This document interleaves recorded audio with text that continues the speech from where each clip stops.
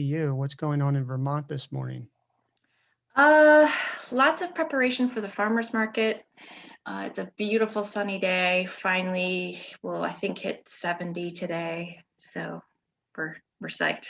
It's finally 70. spring. Yeah, That's warm for Vermont, isn't it? that's warm for this time of year. Yeah, we're finally, but it's been so cold lately. We've had I had to light the wood stove the other day just to take the chill off. It's just like there's snow, snow on the mountain peaks, and it's pretty wild. So are the plants blooming now? Uh, the trees are just leafing out. So it's like pollen season, I would say. People who have allergies are not happy right now, but yeah, everything is just starting to green up. So there's like little, like the cold loving flowers, the crocuses and the daffodils and like all those sort of things are just in full bloom. It's beautiful here. Will you get another frost? Probably. Yeah, a light one, nothing major. Um, we don't plant things out in the field around here until, certain things we can plant, like onions, like hardy things, but like all the tender annuals, we wait till June 1st. Oh, wow. Yeah.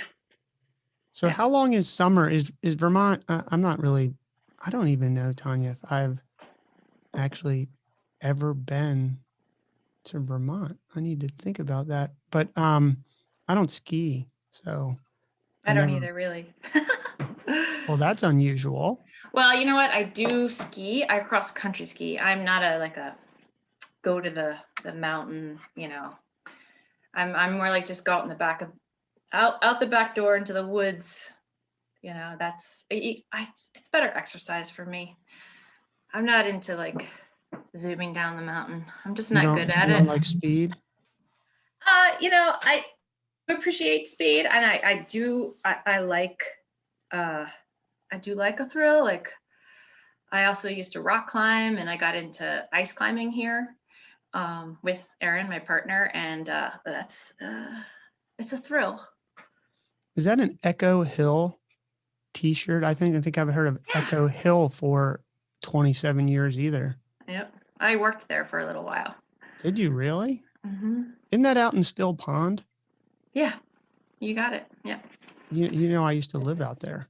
Oh no, I didn't realize that.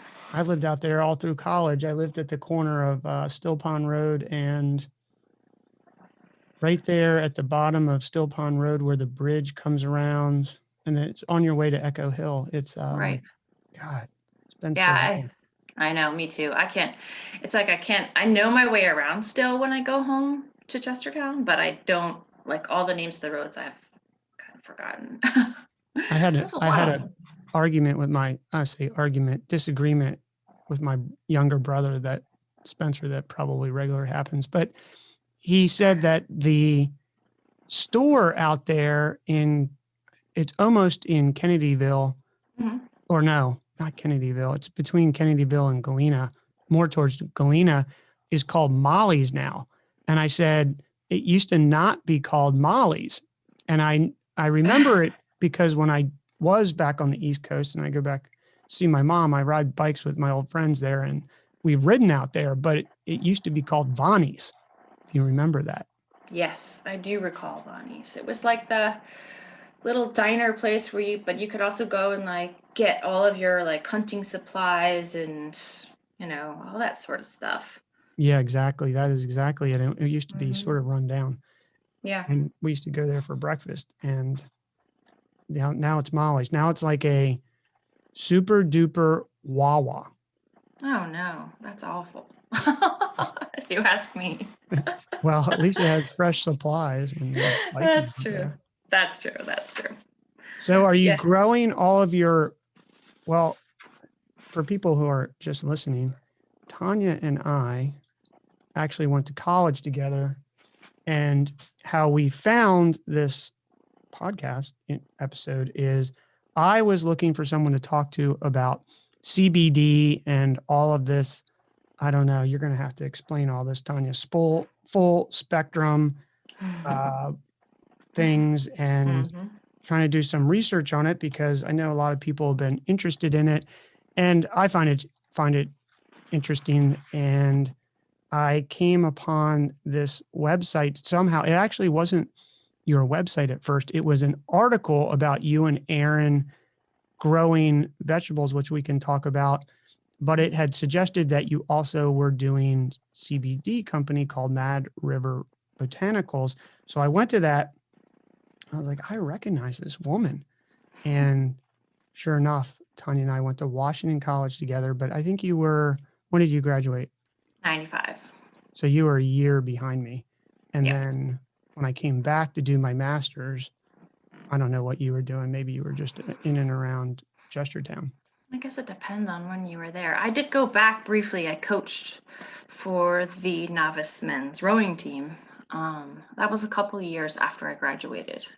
Oh, well, maybe you were there. I don't know. I hid out in Still Pond and fished Yeah. and was a nerd in the computing lab, which you probably weren't hanging out in. Not that you're not smart, but I would Well, have remembered if I saw you there. yeah, computers are not my thing, but I'm learning.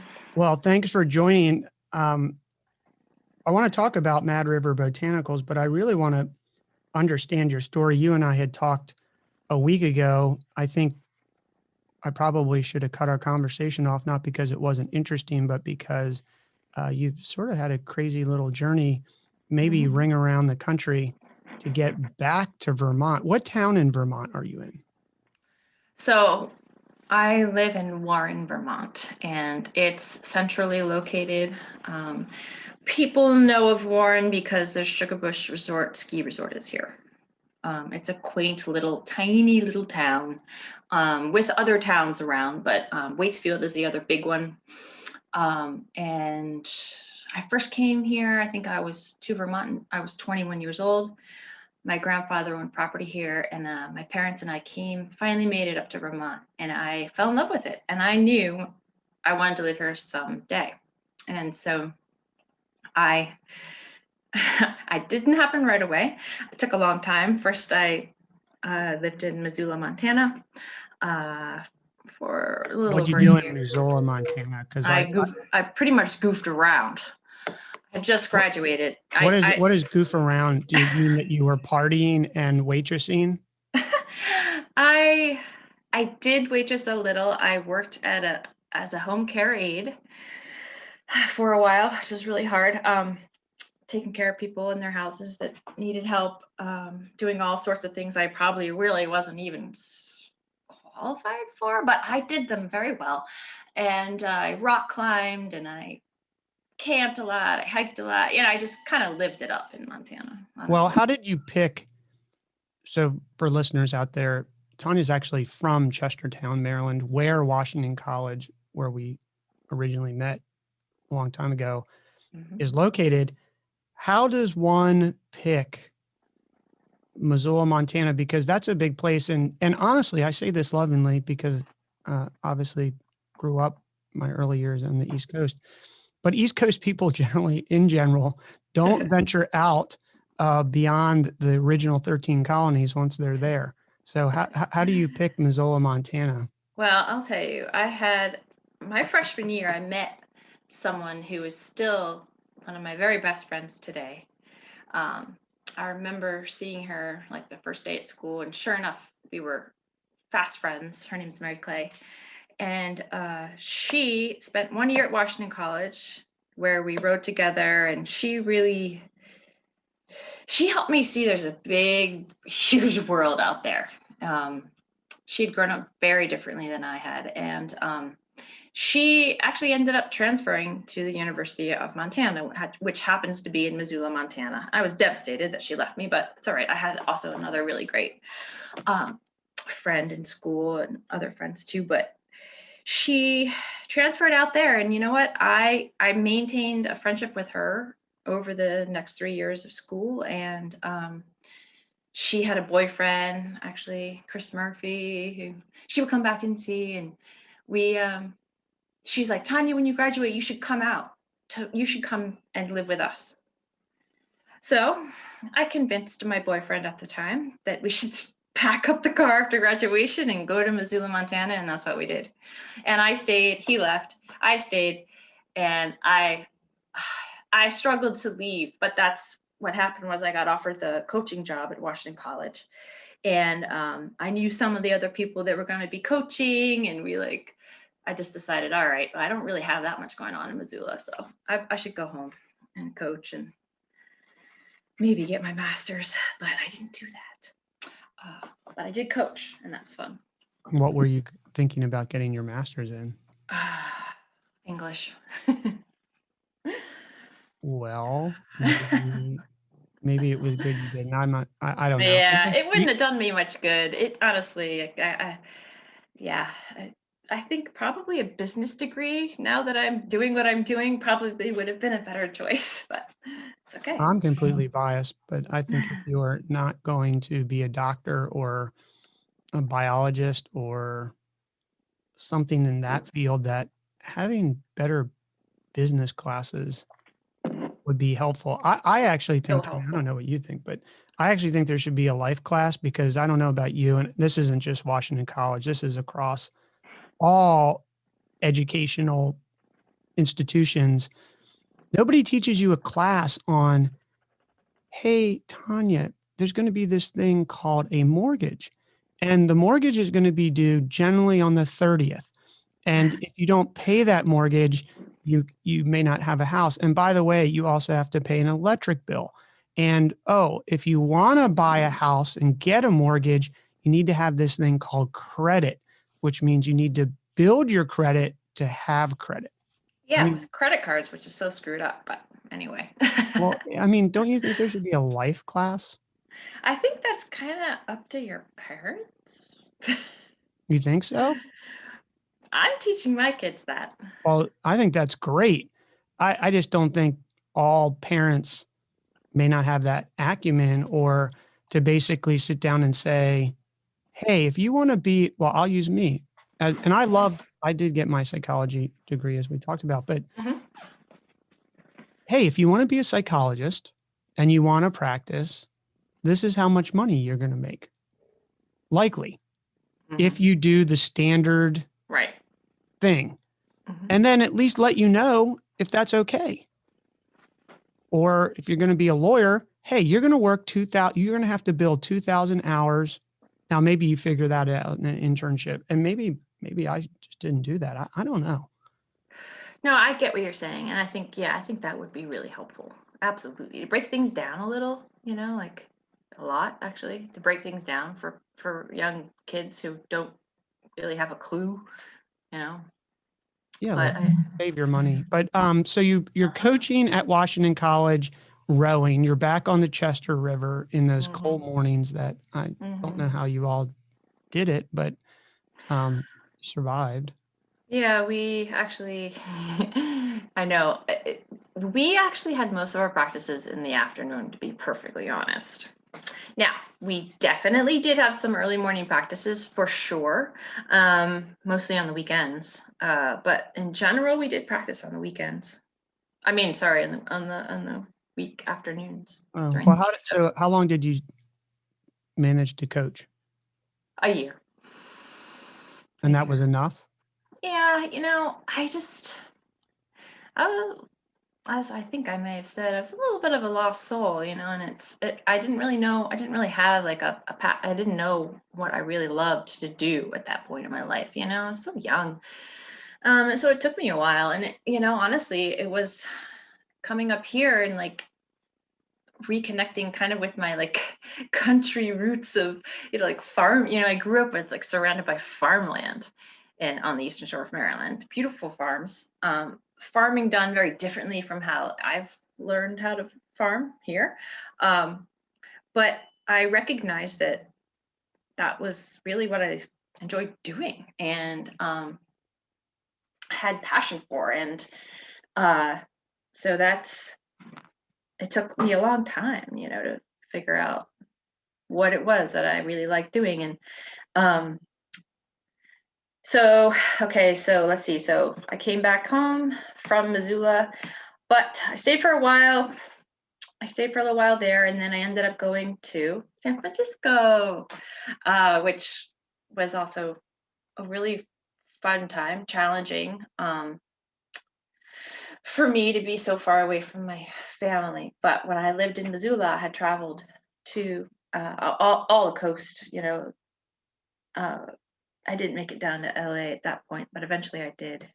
I traveled a lot, and San Francisco just seemed like such a cool place to live. So I decided to go again with my boyfriend at the time.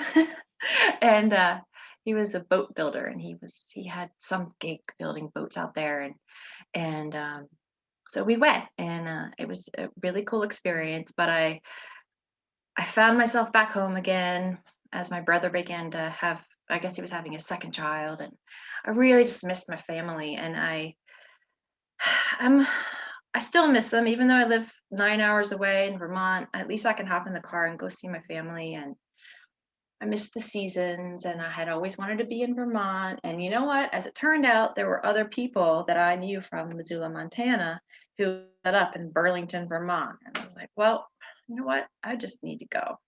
So I just packed up a van one day and was like, I'm going. And here I am, 19 years later. Vermont is now my home. Well, what did you do in San Francisco? I worked at a restaurant, and I worked at an architecture firm.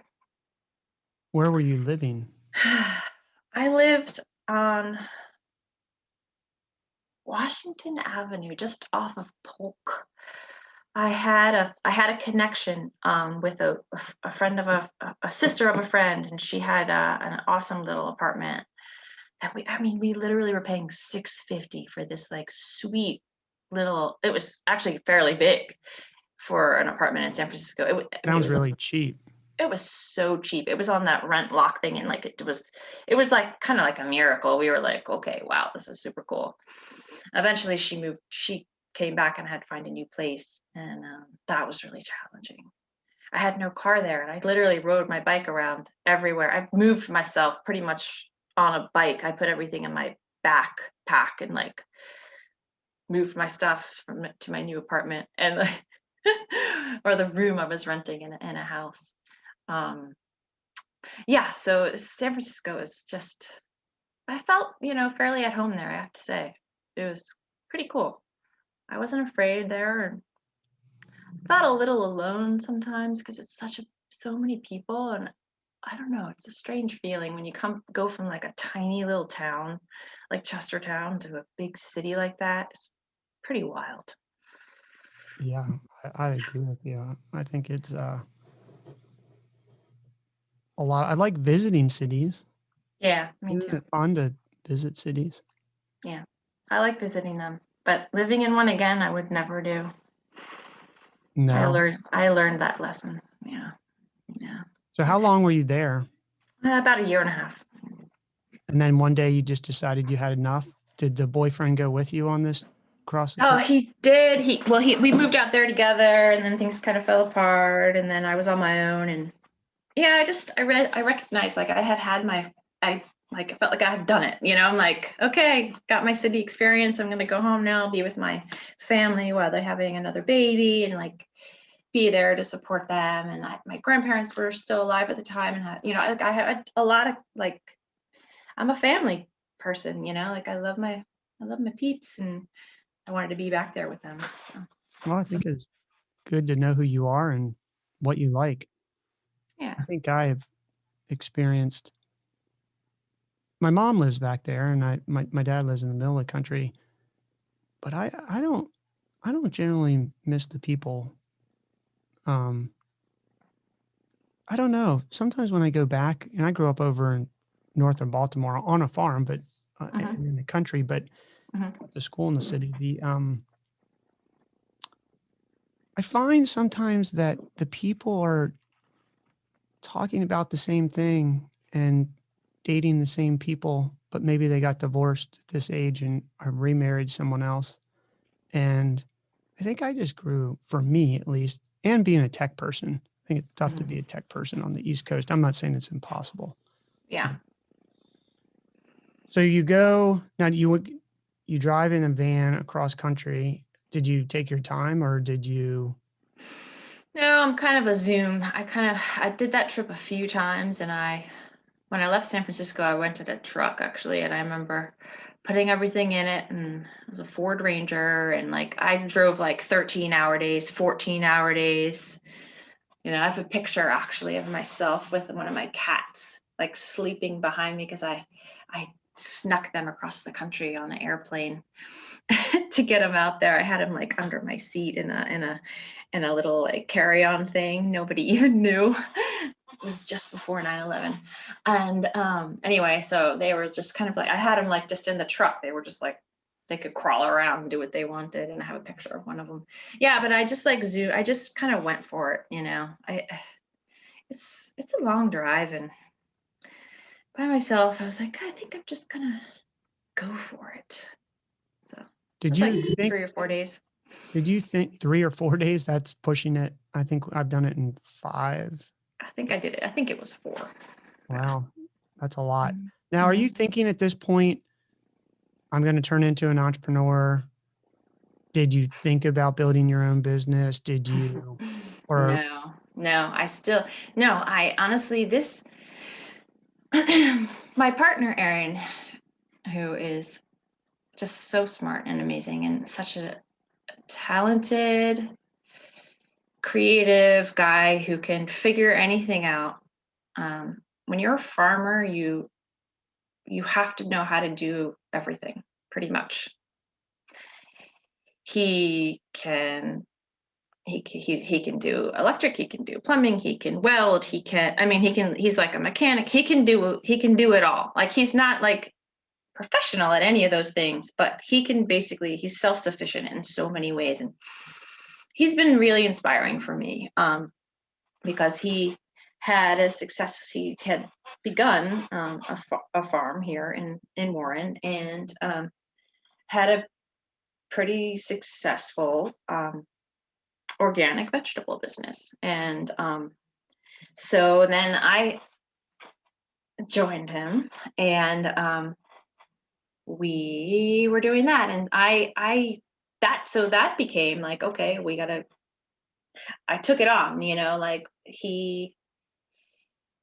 I became a business owner with him, for the farm. And we that kind of inspired me to. I mean, I started to understand, like, oh wow, it's so cool to like own a business because it's yours, and it's like the success of it depends on you, but it also, I mean, there's a lot of other factors that enter in. And so we were going organic vegetables, and that was going pretty well, but we also had trouble finding people to work on our farm that were really willing to work hard and stick around and be committed, because it is really hard work. And you're pulled in a lot of different directions often, and you have to multitask, and um, it's tough. You're out there working in the rain, you're out there, you know, working in the freezing cold mornings, like harvesting carrots in October. And it's the work has to get done, and you can't really just be like, yeah, I don't feel like it today. I mean, sometimes you can do that, but pretty much it's like you got to get it done. So we found ourselves, we actually were approached by another group of farmers to become part of an herb growing co-op. So we decided that would be an interesting direction to go in, because we had been doing a lot of root vegetables. That's kind of our thing. We've done it all, but like root vegetables are big crops, but they're really heavy, and we're 40s, and we're like, okay, well, let's think about the future here. Like, wouldn't it be nice to be doing something lighter, right? And so we decided like this herb thing would be kind of cool to go down that road. So we did. And it's it's it was a it was a good move, because we were able to get a bunch of good accounts through the Herb Growers Co-op. It was a cooperative that we were a part of, and it was going pretty well. We recognized we definitely had to make some investments. We needed a sickle bar mower. We needed a processor that actually. We needed to build a dryer to dry the herbs. We needed and these are all new things to us, right? Like we don't know how to actually go about all this work. We're learning as we go. We're doing lots of reading. We're talking to folks. It's a whole new thing. So we built ourselves a big dryer. That took a couple tries actually to get it right. And we actually bought an oregano processor from Greece.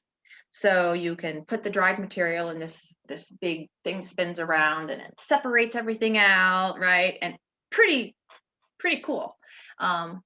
We still use that to this day, the dryer as well. But yeah, so it was pretty cool. We were selling thousands and thousands of pounds of dried herbs, you know. So but that kind of went awry because as it turns out, we didn't make the account, but one of the other members of the herb growing co-op had gotten us an account with this company called Global Healing. And they were our biggest account. I mean, we were like so psyched because we were actually making, we were like, wow, this is actually successful. We're making money. Like, this is cool. We are able to, produce thousands of pounds of really high quality, certified organic medicinal herbs. And what happened with that was that we found out that the person who owns Global Healing was in cahoots with Alex Jones and was supplying him with medicinal herbs.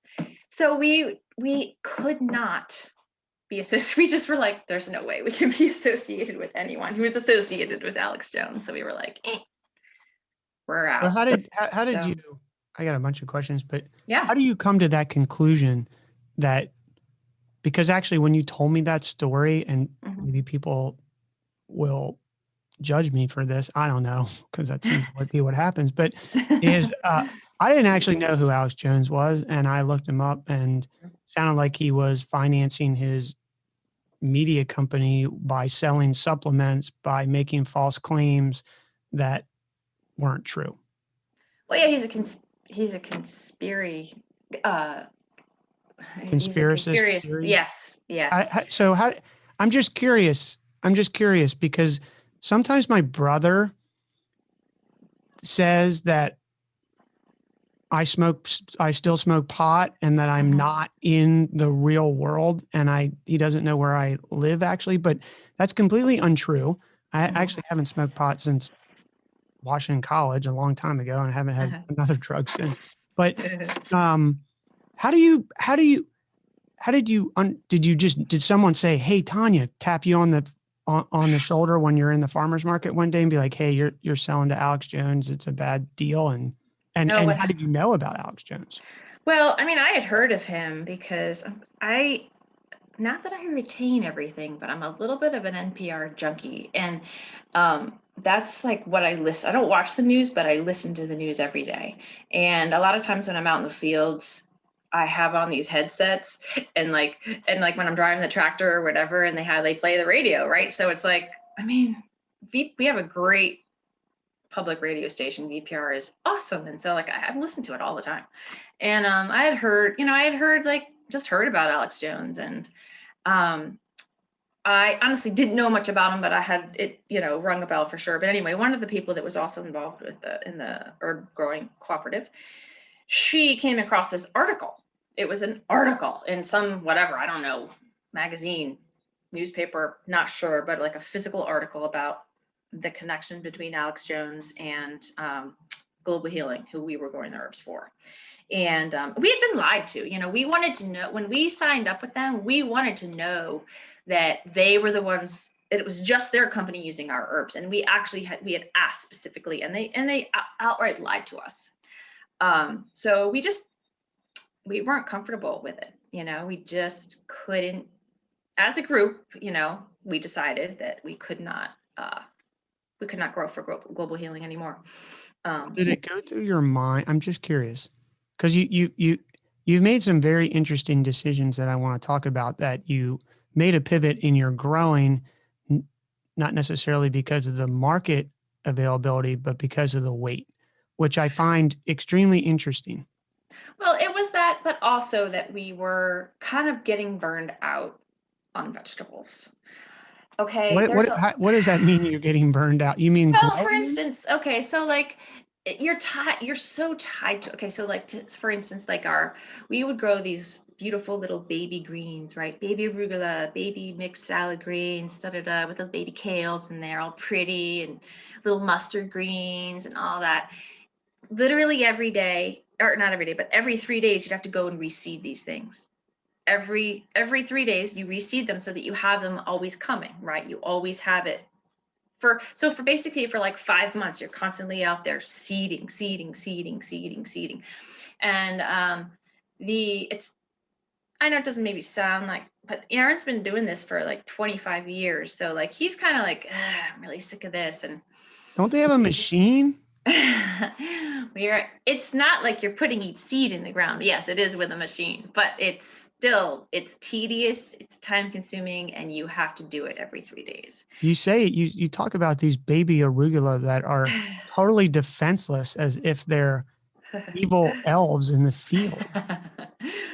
No, it's the thing is like the greens were great, but there was the other thing was that we were they're very, very, very time consuming, and we were putting them all in these little plastic bags that we didn't like. And so there was lots of reasons for us to switch things up, but it also got back to, and I must say the market did change. We have had some really great markets with a bunch of the local restaurants. And those basically just went away. They didn't want to pay the price. They were really, really, really challenging to work with. They were always changing hands. And this is a ski town. There's no stable, it's owning a restaurant here is really, really hard. It's when there's no tourists, there's kind of like, there's not very many people here. So it's kind of hard to keep going. So these fancier restaurants, they've all just kind of gone away. Like they've gone away. Like it's different. It's different here. It's almost like food business. It's like takeout. Takeout is doing great still, obviously with COVID, but even before. And then kind of like I want to call it like high-end fast food. Like we have this great place called the Mad Taco, and it's just like all sorts of really good Mexican food. But we did sell a little bit to them. But it's not this, it's less of the like fine dining, it's more just casual stuff that people want here. So it's changed. Our market changed. We lost a lot of accounts. And so the CSA and the local grocery store were good, but they weren't really enough. So that's why that was the other reason that we switched to medicinal herbs. Well, it also sounds like you're very environmentally conscious. We are. We also, yes, like all the plastic it would take to do, so there's this thing called plastic mulch.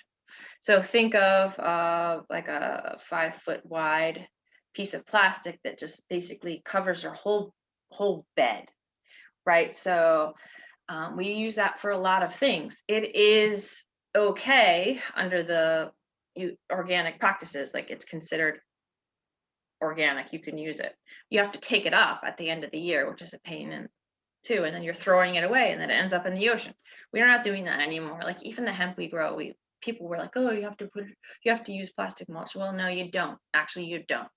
Hemp does just fine without plastic. So we no longer use any sort of plastic whatsoever in our farming. Plastic mulch seems like a very deceiving word.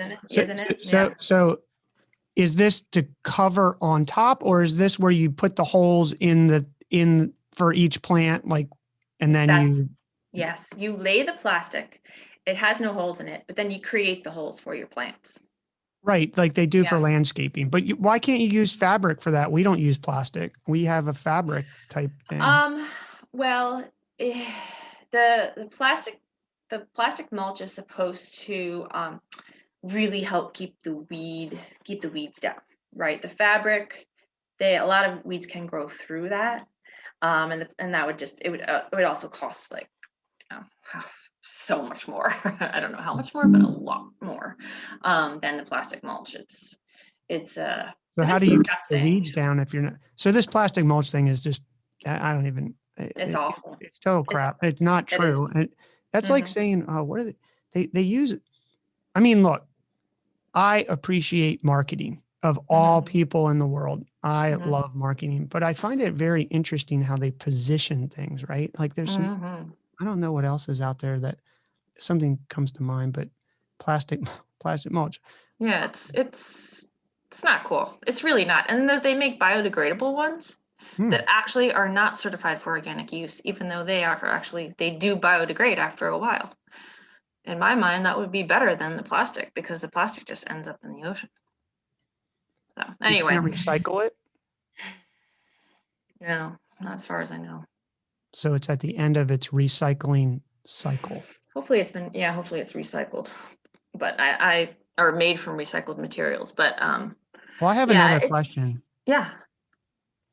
So you sort of skipped over something, but I think it's important for our listeners because you're out there in Vermont, you've Hmm. done this solo thing, you're sort of really making it all happen, and you're doing all this. You started the business, which I want to ask you about, Hmm. but you also have 3 kids that you've raised Hmm. in the process here.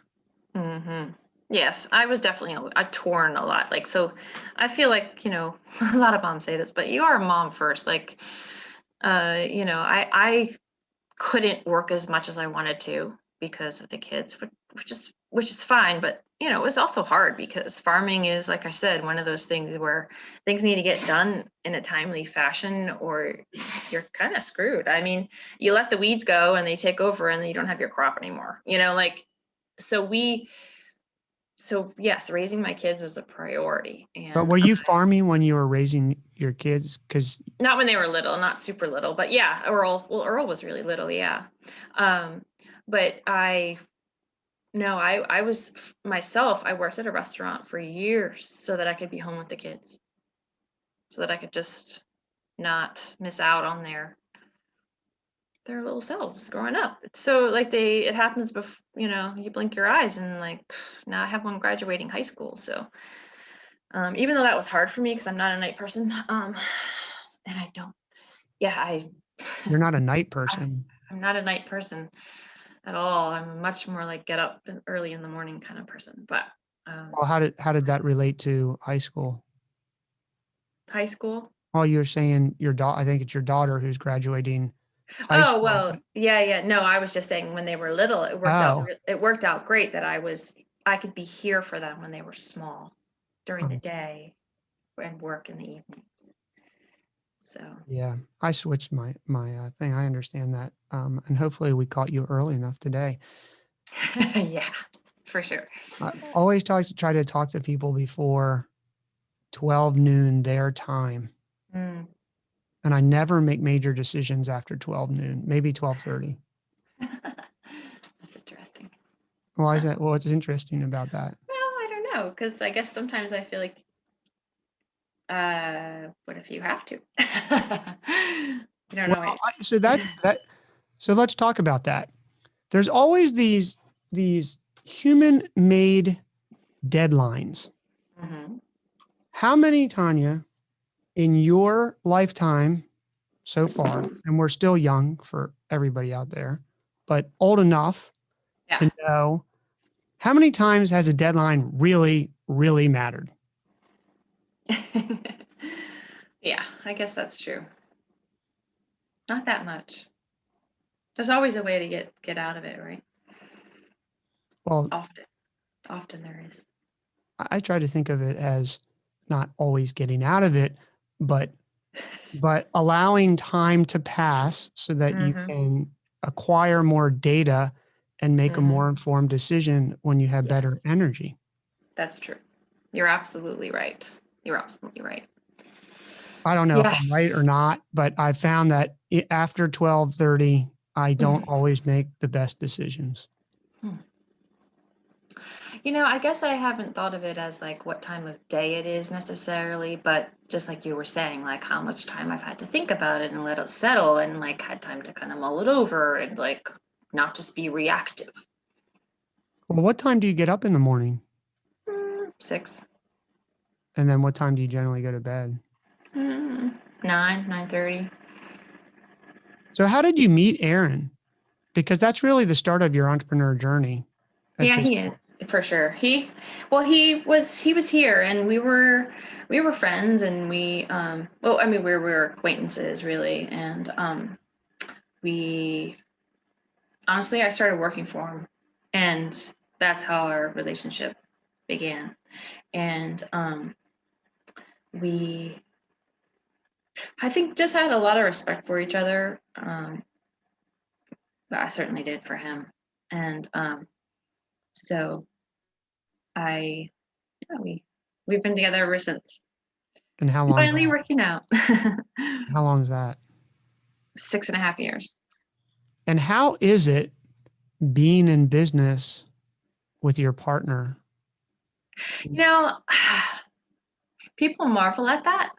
Um, it's really, for us, it works out really well because, you know, we are both we talk to each other about it all the time. Like it's almost like, you know, I think about how hard it would be honestly to have not have your partner involved because it's so great. We are always like, talking about ideas or things we've read or, check out this, check out that. Like we just like it's it's wonderful, like we not only do we enjoy doing what we do, like farming and other things and camping for the heck, but cooking, hanging out.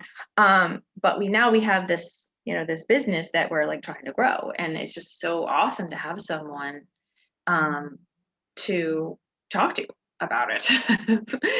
My kids don't always want to hear about it, but it's great because like Aaron, he's such a smart guy, and he like definitely has a lot to add, and good ideas. And he is, I give him the credit for like, he's figured out how to grow all these things and in a really good way. He's definitely like a, how do we do this in the most efficient way kind of guy. So the things that we grow now, we can manage, he and I basically ourselves, and the kids help us too for sure. But like I said, we have the tractors that we need, the implements that we need. We have mechanized weeders. They're nothing fancy, but we know how to keep the weeds at bay through flame weeding, through Through what? flame weeder. So basically, when you direct seed a crop, um, before the crop pops up, oftentimes the weeds will pop up first. So we literally have an attachment that goes on the back of the tractor that's basically like these propane tanks that are lit, and they singe little baby weeds that have just sprouted. So like a big flamethrower. Yeah, yeah, that we pull behind the tractor. And it eliminates a bunch of little weeds. And then you have the timing. That's the thing. Like that's a very good example of when like you got to do it right before, say, all the carrots pop up, or the baby tulsis pop up, or the baby lemon balms, or whatever it is. Um, but so that's one thing we do. The second thing is we basket weed. Think of like a gerbil wheel, but there's a bunch of them, and they actually go right in between where all your crops are. So you're just like fluffing up the soil. You drive this. It's an old thing. It's like from the like 50s or 60s at least. It's and you're just staring down, like trying to drive as straight as you can, not trying to run any of the crop over. It's really fun. I like it. So we do that, and then we have things you drag behind too, so it kind of just like disrupts the little weeds. We have a finger weeder, which actually you attach it to a different type of tractor, but it basically just goes around all of the little plants that are your crop. It goes around them and it just weeds everything around them. They're like little rubbery fingers that like, and it's really cool. So we've set ourselves up pretty well, and we like figuring out systems to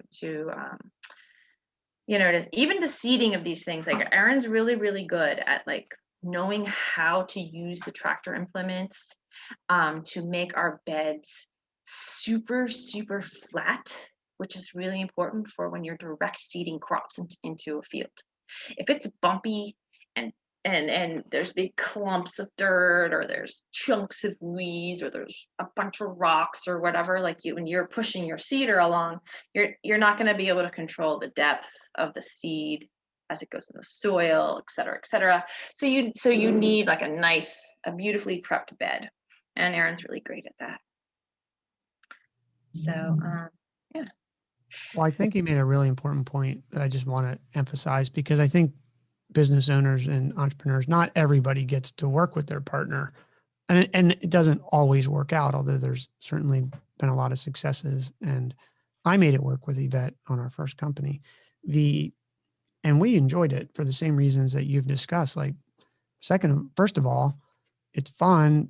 Second of all, if you don't do that, you really are in your business all the time. So you get to spend like 2 hours with your significant other and 20 with the other thing. Yeah.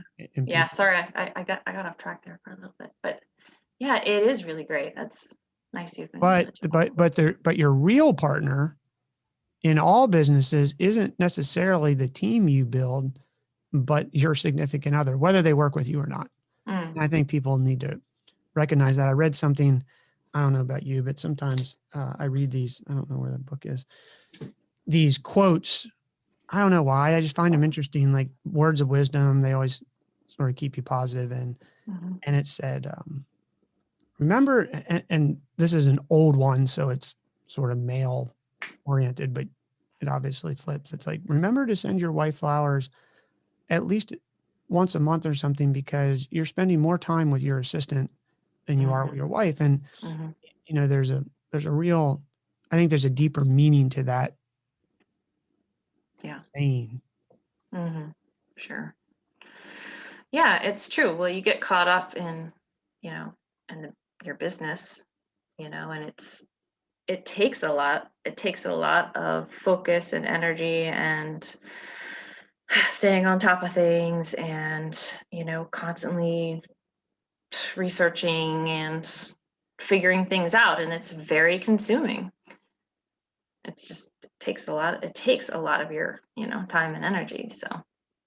So you're growing vegetables, you're selling vegetables, you make a pivot into this herb cooperative, I guess. You all come together, put your stuff, and then price it accordingly so that you get fairness. Is that why you do it?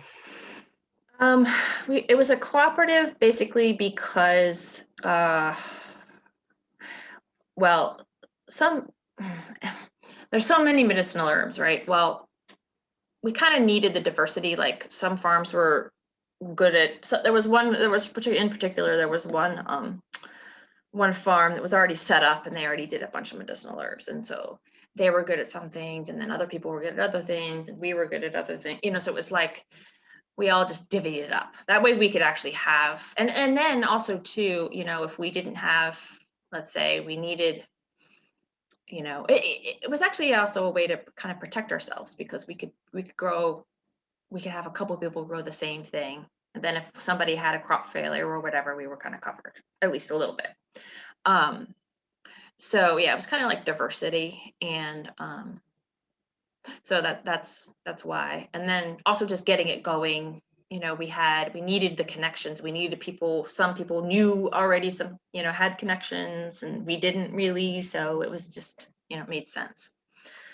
So And then you anyway, find out that this conspiracist or this company is selling it to the conspiracist. You decide to not do it.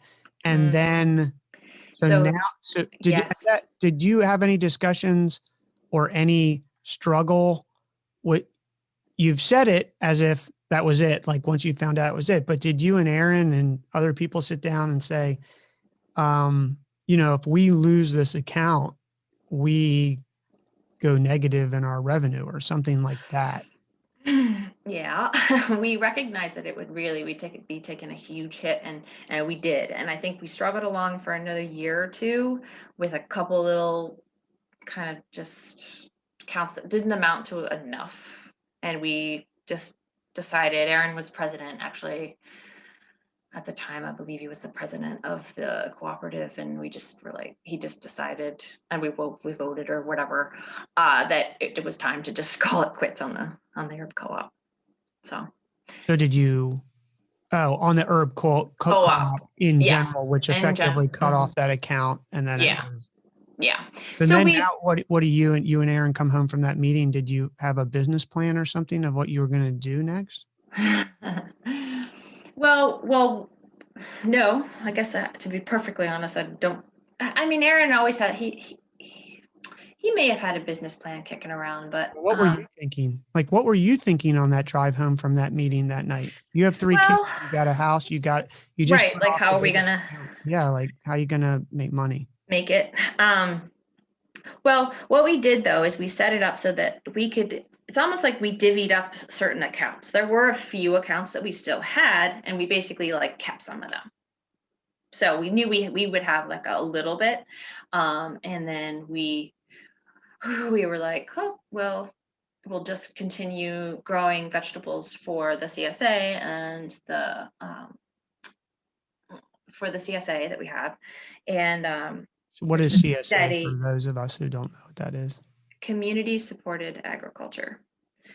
So basically, we had like 170 shares that we sold to people, and we had a 12-week summer CSA, and then a 10 Is or that where you 11. get a box of goods every week and people pay you for it? Basically, yeah. So people sign up for either a large or small share, and then we actually did that, that was with 2 other farmers.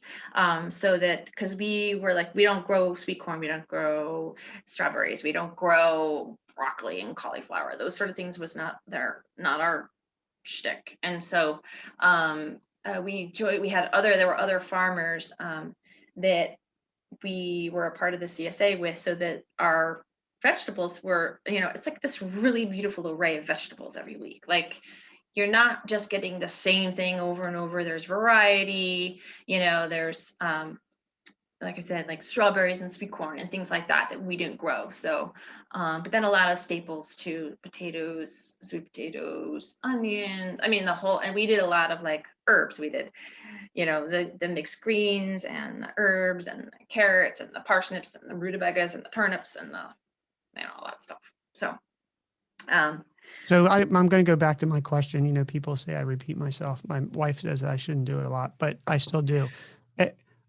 Can you remember back to that moment when you're driving home and thinking, like, I've got 3 kids. I've got this partner. We just turned off this. Yeah, we have a few accounts.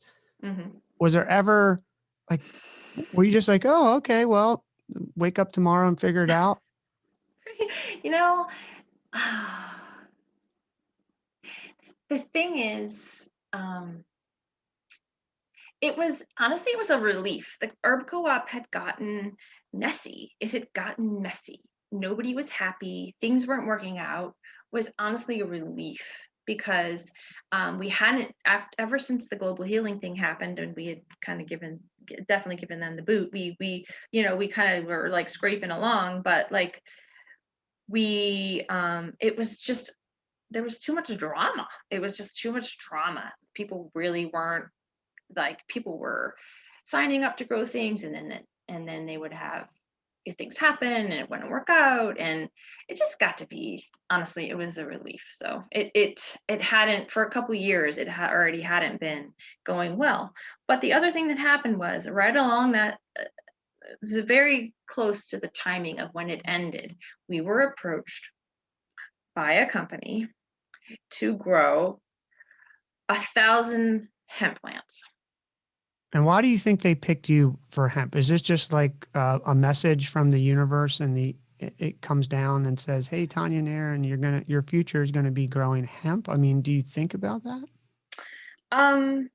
We thought, wow, this is an interesting opportunity. We weren't sure at first. We were kind of like, I don't know, because we've had, somebody else approached us, like, because when they thought that cannabis was, or like THC cannabis, hemp is cannabis too. Like someone had approached us, like, I want to do this canna butter business, and he had like scouted out farmers, to grow cannabis for him. And we were like kind of excited. We're like, oh wow, this is a cool opportunity. But it kind of fizzled because the legalization didn't happen right away, and so it's kind of shelved it anyway. And then at the same time, this hemp thing was going on, and we were a little skeptical because it was like, okay, grow 1,000 plants, we'll pay $25 a plant, we'll bring them to you. All you have to do is put them in the ground, grow them, take care of them. We'll even do the harvesting.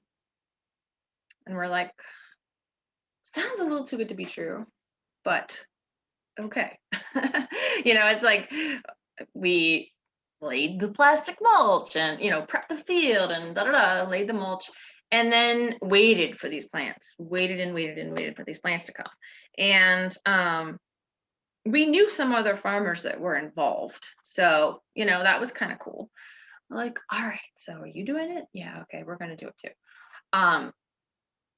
And so we did it. And the thing is, eventually the plants came. I think there were only ended up being like 700 plants. Is there or some something like that. process to this whole hemp growing? Is there is it magical? I mean, how does it produce marijuana? Like, you're growing marijuana plants, or not really? Well, so cannabis, hemp plants are cannabis, but they just don't have THC. So literally these plants look like a regular old weed plant. Like they're the Like same weed, like structure. pot. They look like, yes, like it's the same plant. It is the same plant minus the THC chemical part. And how do you THC. get that out of there? Is it not pollinated in a certain way, or Well, no, it's just it's chemically made up. It's just chemically different. is it natural, or is it It's man-made? I think it's just the breeding. Like they've been able to breed. I know they can breed for certain cannabinoids. THC is a cannabinoid, CBD is a cannabinoid, CBG is a cannabinoid, there's CBN, like there's a bunch of different cannabinoids. And you can mess with you can alter those, you can change those depending on how you breed them. So and these plants that actually were clones, which is basically cuttings taken from a mother plant. And so you have all then exactly the same genetics, right? Because it's just taken from one plant or a few different plants. But as long as you know that you've taken it from a female plant, then you have all females. You don't want males. You only want the females. Why is that? Because if you That have sounds chauvinist. a male, if you have a male plant and it is allowed to grow and release the pollen, then it will turn the female plants, within the bud structure of the female plant will turn to seeds. Oh. And you don't want the seeds. You just want the flower. So we had all females. Sometimes they're even hermaphrodites, so it's like part female, part male, really complicated plant. The cannabis plant is the most chemically complicated plant around. So Aaron has told me, and I believe it. Well, I read about it. It says there's all It's these cannabinoids, and that's why mhm. hopefully you'll help shine some light Yeah. on all this. But so you only So grew 700. Did 300 die?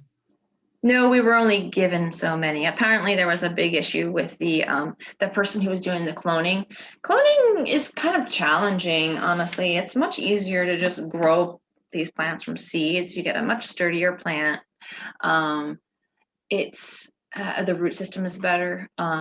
So cloning is challenging, and they were struggling. And so I think most of the farmers only got they never got the full number they were supposed to get, right? We were supposed to get 1,000, we got 700 or something like that. But anyway, we just put them in. And So what do you do here in California? Well, even sometimes on the East Coast, but here in California, there's water shortage mm-hmm, normal. So there's all these aqueducts that do all the stuff and feed the Central Valley for all these pistachio plants and almond plants and whatever else, trees. Maybe I'm mm-hmm, not plants, mm-hmm. trees Yeah. growing, Mm-hmm. strawberries probably. Do you need to monitor the rain in Vermont, or does it just rain enough that it works? We we don't just depend on the rain. Um, some summers we get so much rain that we don't need to irrigate, but we unfortunately it's called drip irrigation. So it's basically this little plastic tube that you put under your or next to your plant, and it has little teeny slits in it, and it's attached to a big header system. We would actually could just pump water from the river that's close by. So we had this like crazy pump system. You pump it, and and then it just you can just turn it on, and you can actually Aaron had it set up so he could actually fertigate as well, so he could actually put nutrients. When we would water, we would also give the plants nutrients. So that's how we ensure that our plants are getting enough water. Well, And we don't I have a go ahead. question. Is that plastic hydration? I'm only being a smartass, but the hoses are plastic. Mm-hmm, mm-hmm. They I are, mean, yes. doesn't this cause it's very hard to get away from plastic? It's really hard to get away from plastic. Yes, it is. um so we for hemp, I mean, we did it that way. It makes a lot of sense. You can get different thicknesses of the drip, so it's not necessarily destroyed just because you use it once. But if it gets a hole in it, you have to patch it with a little special thing. Da da da. It's a pain. And yes, it's unfortunate, but like that's as far as our plastic use. Like that's all we use now. Just basically just that for a small amount of hemp that we grow.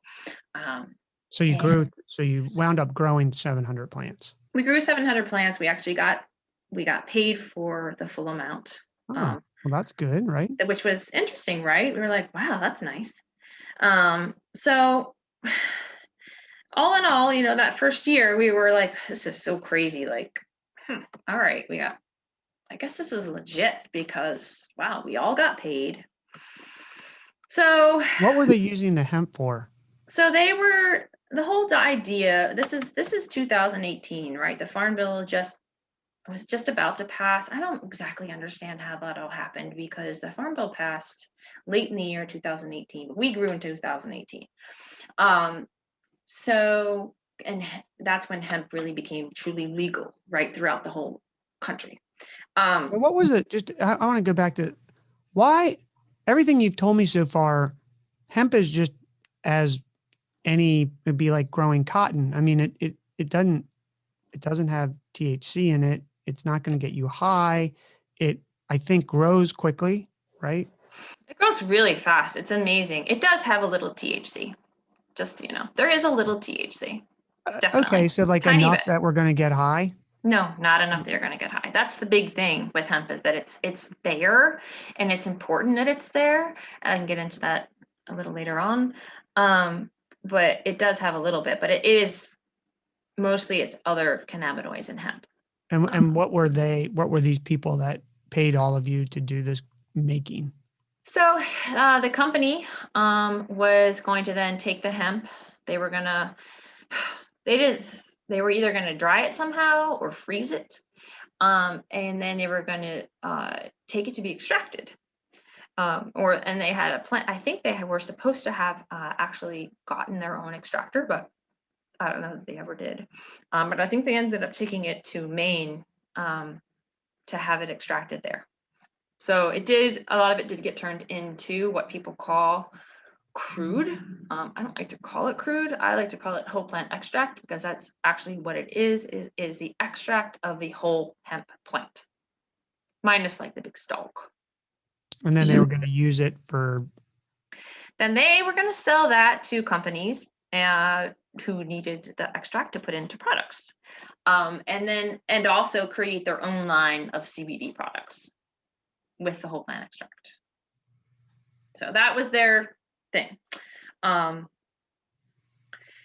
We were just the growers, which is what we love to do. So we were psyched, and they really liked us, and we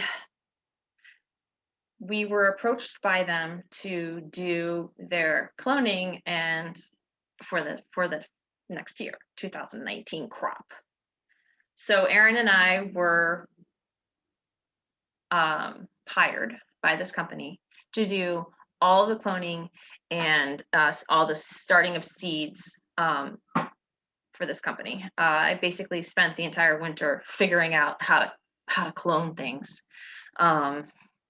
Did they just think you knew how to clone because you were such a good grower? Yeah, pretty much. They hired someone who was they called him the field manager, and he had some experience because he had worked in a dispensary, and he did know some stuff, but the problem was the scale that they wanted to do this was insane. It's like they wanted like God, they wanted like 30,000 hemp plants or something crazy like that's a lot. And so the scale was the issue, right? And cloning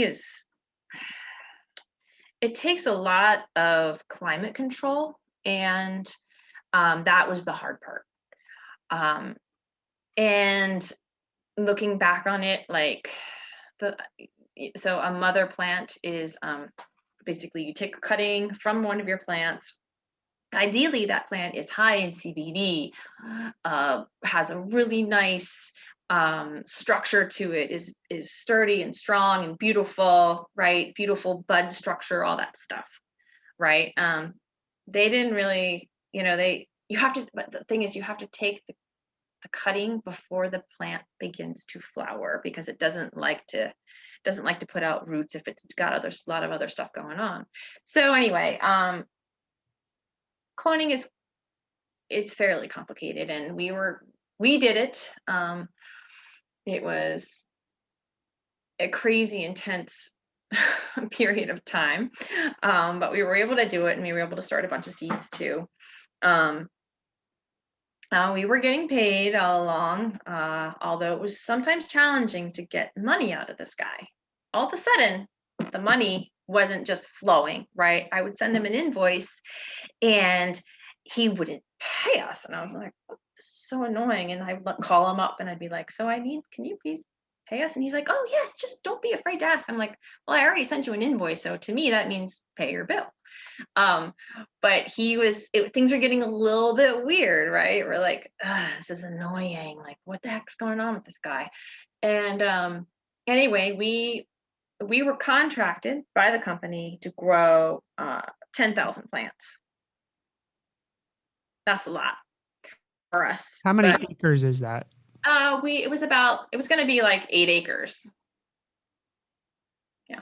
But it's a lot because it's a lot of maintenance and a lot of work. Like, I mean, laying out, imagine what 8 acres looks like, and that being filled with hemp plants. Like first of all, it's a lot of ground preparation. It's a lot of plastic mulch to lay. It's a lot of irrigation to lay, all these things, right? You laid 8 acres of plastic mulch? Pretty much. Rows. I mean, it's not like cover to cover. It's you have beds. So it's like, yeah, I mean, it was nuts. And how tall do they get? Oh God, they can get 8 feet tall. How big? Like around? Big around? Gosh, I mean 4 or 5 feet. Yeah. huge. People thought, like people who, at a glance, because you could kind of like on one of our main roads, you could glance over and see our field, the field we were renting at the time. And people were like, is it a Christmas tree farm? Like it's like kind of has that look from a distance. Can you smell it? Yes, you can totally smell it. Once they're flowering, oh my goodness, yeah, you can smell it from Does it far smell away. like regular pot plant? Yes, it smells amazing. Amazing. It's So such a lovely smell. how do you test? You said you want to do the cloning and you want to make Mhm, sure that it mhm, has high THC. How mhm. do you Hemp, test CBD. CBD? Sorry, Mhm. I don't know That's what I okay. said. I don't want I'm to confuse people. I'm getting all these blood tests lately, so I'm hearing all these acronyms. Uh, so how do you test it? Okay, so to test the percentage of CBD in a hemp plant, you just take some of the flower and you send it off to a lab to be tested in. And Uh, they come back and they're like, hey, it mhm. has CBD and 5 other Yeah, okay, so 20 this other. plant is 14% CBD, which is kind of, I'd say, medium to high. If you get a plant that has like 17% CBD, like that's kind of high, like a How high much does a regular percentage pot plant have? Sorry. CBD of Yeah. CBD. Yeah. A small amount. Probably I would say, well, I mean, there's plants nowadays that are like half CBD, half THC, but it's down and lower, just a small, like maybe 10% or something like that. There's usually always, there's going to be CBD in there. It's just that it's just much less than a regular THC plant. The THC is the dominant cannabinoid. Which is what they want for that. Yeah, I mean, some people just want that. Yeah. So let's see, where were You're we? growing 8 acres of Yeah, hemp we're going. plants for this guy who's not paying you regularly and you're getting annoyed. You were getting annoyed and we're getting nervous. And as the season progresses, we're like, wow, it seems like he's really dropping the ball. Like he's not like having a good plan for, and we're not the only farm, right? There's all these other farms that we grew all these little baby hemp plants for. And, he's got acres and acres and acres of hemp to harvest and dry and process, right? Like, and he's kind of losing it. We're like, okay, what is wrong with him? And who knows, but he's a major alcoholic. We know that. But he basically Well, was, that's something to worry about. yeah, yes. I mean, there are people who function still, but anyway, this guy couldn't, apparently. He, okay, so Aaron likes this. He always reminds me. He's like, I knew. He's like, at the beginning of the at the like the end of the summer. He's like, I wouldn't be surprised if we don't get paid for at least some of this crop. Like he was like, He's like, I call it. He's like, he's not going to pay us for some of it. I just guarantee you, he's not. But anyway, we saw these red flags, and we're like, Doug, we're like, God, and we're like, look, we're going to do our own harvesting because we can tell that you are not ready. You're not prepared. You don't have your shit together. We're going to make sure this crop gets harvested. So we basically, turned our whole barn, and there's some pictures on Instagram. We set our barn. We used our barn. We strung up from the tippy top of this 1950s barn. We strung up this like plastic netting, and plastic, and we hung the hemp in there. I mean, we worked for a month straight, just full force a month, putting in, probably 14-hour days, and just Getting the barn ready. getting the barn ready, but then also harvesting the crop. How do you harvest hemp? We got an attachment for like a weed whacker. You basically just put a little saw blade on the bottom of it. So we just literally went through and just like zipped the plants down. That was actually kind of fun. So we would we modified our trailer so we could we have this really big trailer, and we just modified it so that we could just we just fill the thing with hemp plants, like hundreds of hemp plants. And Yeah, we just go through, buzz them down. A couple people, we'd go out with a few people, we just cut them down, and one person would be cutting, the other two would be loading. That was that. And then I bring them back and we'd break Well, them did down. you have an idea what the heck you're going to do with all these plants that you're harvesting?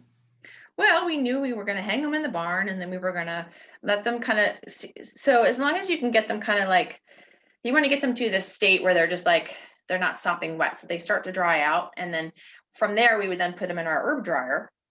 And then we would basically, it's such a process, but we would basically remove, once they're dry, you can kind of rub the buds through the mesh of the herb dryer and then throw away the stems. And then we would just like scoop hemp flower into these big, huge, giant sacks.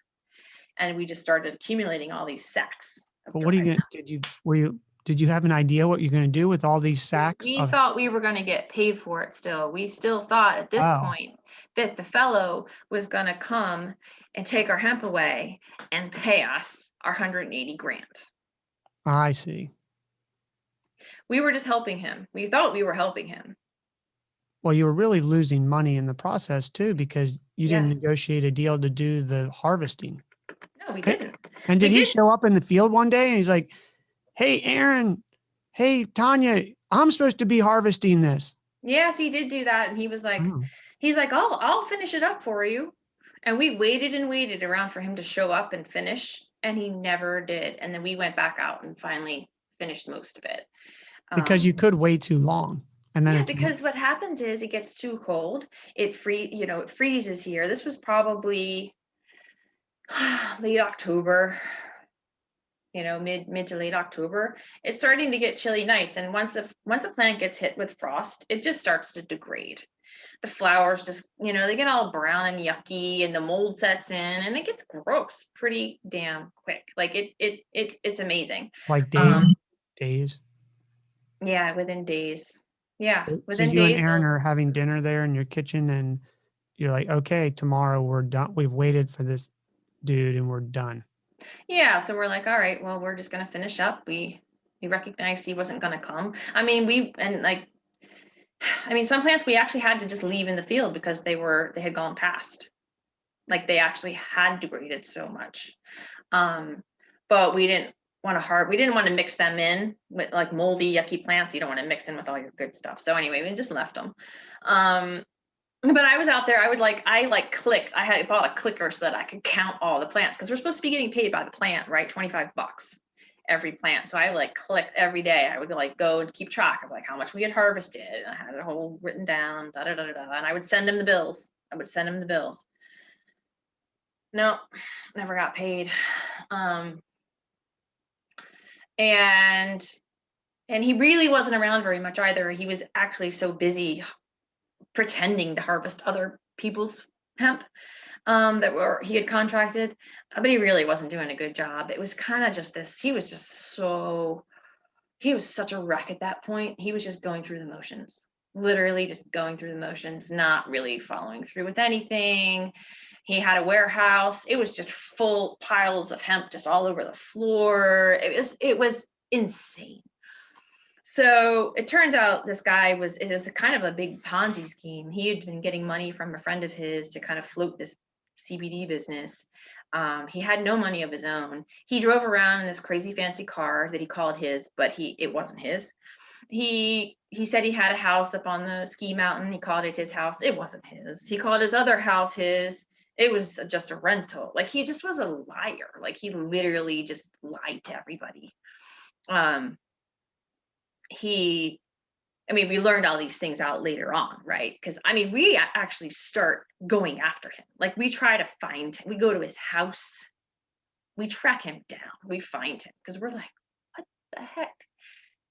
We've done all this for you and you can't pay us? Why aren't we getting paid? We need to get paid. And he had no money. He'd run out of money. He started writing bad checks just to keep things going. And not to us, but to other farmers. He had written us some bad checks, but he always fixed it. He always ended up paying us cash or something like that somehow or other. I don't know. But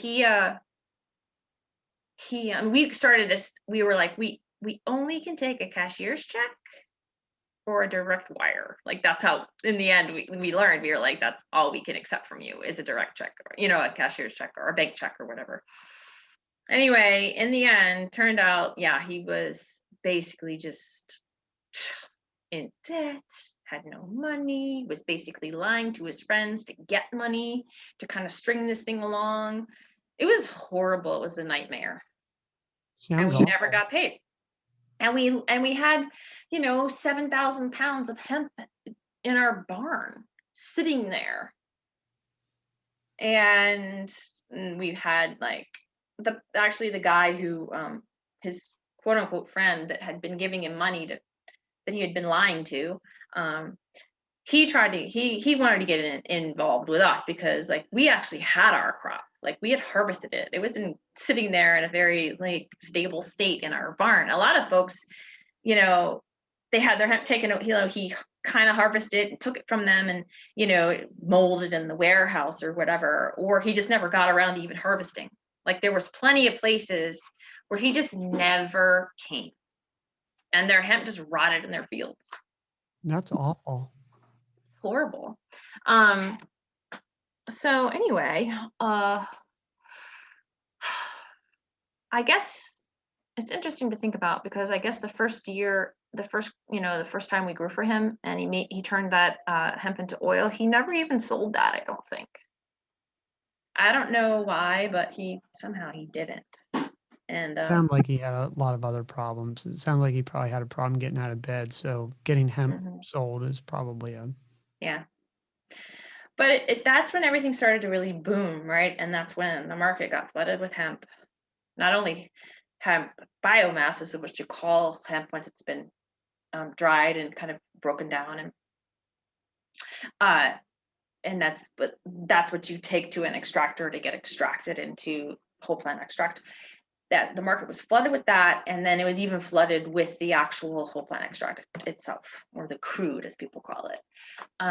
And so I mean, just it was literally, you drive around Vermont and like you think of like it's super picturesque. Lots of farms, or there used to be, dairy farms especially. So certain places, certain counties in this state were just like covered with hemp, just hundreds and hundreds of acres of hemp. because it was legal in Vermont. Yes, because it was legal. And all of a sudden it was like going to be legal throughout the whole state or whole country. So like everyone was growing it. It just like all these dairy farmers that were struggling, they had like gone out of business because of the milk prices. That because Vermont was full of little dairies, like 100 cow dairies or whatever. Like that's just like little, but a bunch of them, hundreds and hundreds of them. And now they're gone. They're just gone. So anyway, these poor dairy farmers are like, sweet, we'll try some hemp, but I don't think it really worked out for a lot of them. So what do you So do? So what do we do? Well, we hold on to our hemp biomass, and we did have, looking back on it, we regret this. We could have sold it to somebody, but the price, like we were like $20 a pound. That's what it was going for, and it was like all of a sudden it was just dropping like so low, like $6 a pound, and we're like, no, it's worth more than that. And we didn't sell it to this guy. We wish we had. You wish you had because you didn't have Well, income coming in? Well, yeah, because we didn't have, because we never got paid, right? So we were counting on that chunk of change to put back into the business, pay ourselves, get out of the debt that it took to grow all that hemp because of all the infrastructure that we had to do around the farm.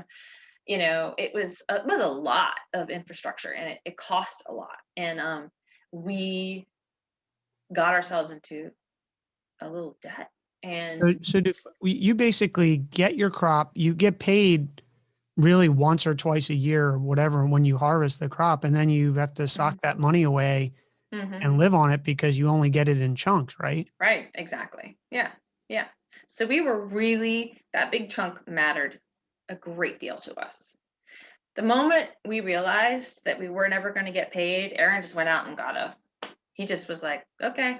I have to go to work. Well, that's what you have to do sometimes because Exactly. Yeah. you got to do it sooner than later.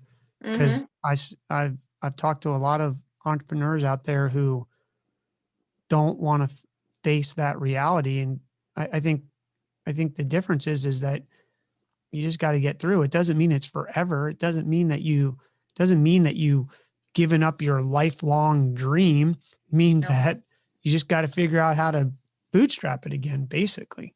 That's right. So that's what Aaron did, and he got really lucky, and he's working for this super cool company. They build net zero houses, um, super efficient. Solar, lots of passive solar going on. They're really cool, and he loves it. But you, But I was basically in charge of creating Mad River Botanicals because, so how did that happen though? well, how that happened was we're like, all right, so let's get some of our hemp biomass turned into oil or whole plant extract. We had somebody who wanted to kind of be in with us. He thought he had markets for the oil, and he basically did lend us some money to get the hemp extract turned into oil. So we did, and but then we're like, okay, well, maybe we can sell this oil. We can just sell it as oil. It's worth more.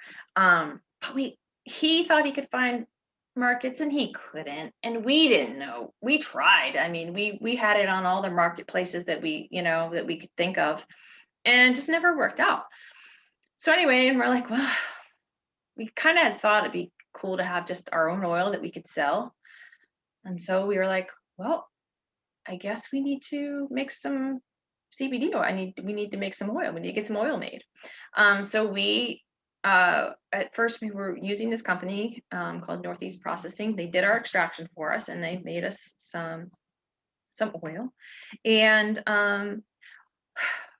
Mad River Botanicals was kind of born then. Like we wanted it.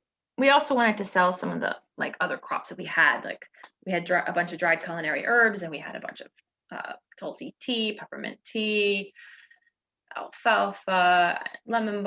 We had like this array of products, right? Which is a little weird because then we're also introducing CBD, and we decided to call it Mad River Botanicals because the Mad River Valley it's where we live. People know it. They've heard of it. A lot of people have.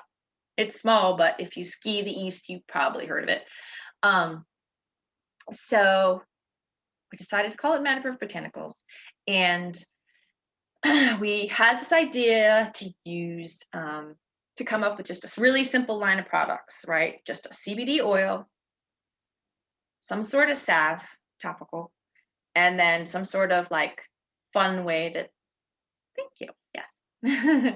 And some way to take it internally that tasted good. Yes, like gumdrops. So I was like, Aaron's working, and I'm like, well, I guess I got to figure out how to make CBD gumdrops. What are we gonna do? So, and we had some really huge, giant, beautiful elderberry bushes, and we were like, okay, we can make elderberry. We can make elderberry gumdrops. Boost immunity. Oh, meanwhile, COVID hit, so the things are getting really hard to. Packaging's really hard. Labels are getting really hard to get. I mean, it was insane. So we're like starting this business in the middle of COVID. We have no money, but the margin on these products we know is really good. So we're like, we got to make this work somehow. Are you just out of curiosity, have you tried it yourself? Have you been on this CBD craze, if you will, movement? I mean, and did it, or you just were like, hey, we got a lot of oil. There's a lot of people, there's a lot of press out there, some research, not the research is, research says some of it works. I told you, well, I think I told you last night. Did I tell you last night? I don't know when you got the video. This morning, I think. Yeah. I use this on my neck, and I have regular neck pain, mainly from riding a road bike, maybe from a big brain or heavy head, maybe matter in my head, not my brain. But it actually relieved the pain. Now, here's the funny story on that. Uh-huh. I tell my wife, Yvette, I was like, you're not going to believe this. Mm-hmm. That woman, Tonya, who we went to college with, Mm-hmm. this thing I put on my neck, and I mean, I don't want to say it was instant. It was probably within 20 minutes. Yes. My neck was loose. I do neck exercises to make my neck strong. I Mm-hmm. do movement. I know, I know when the joints are, loose and when it's stiff. Yeah. And within 20 minutes, I Mm-hmm. swear, I swear, I what know. it works. It works. It works. Oh, well, here's the joke though, because this is a good, my wife says, of course it works, Brandon. I told you this stuff works months ago. Good for her. And I was like, so she said that her friend, I think she put it on her ankle or knee. She fell off a horse and I think she's got like 7 screws and 3 plates, but it gets sore. And Mhm. she had done that. I was just, I don't remember, I don't remember not using it or whatever, but this stuff is, yeah. I put it on my finger. Mhm. This is going to be weird. So it looks like I have some sort of inflammation from using my mouse. Yes. I use these old, I collect them. You can't get them anymore. They don't Oh make them. wow. Look at But that. yeah, it's the only mouse that sits for me, puts my hand right without getting Mhm. carpal tunnel syndrome. Right. I do use the pad. Oh, I Mhm. do have a touchpad and I have a Mhm. touchpad on my computer, but I use that mouse, but I think my finger is getting, um, I don't know. You really can't hear it in the mic, but I put it on my finger Yeah. and now my finger feels better. It does. It So were you doing this? Did you know, going back to the question, did you know this? And by the way, for all the listeners, I paid for this. So this wasn't given to me. I paid when I had searched down Tonya. Anybody, even if I know them, I still want to see if this stuff's real, if it really comes and yeah.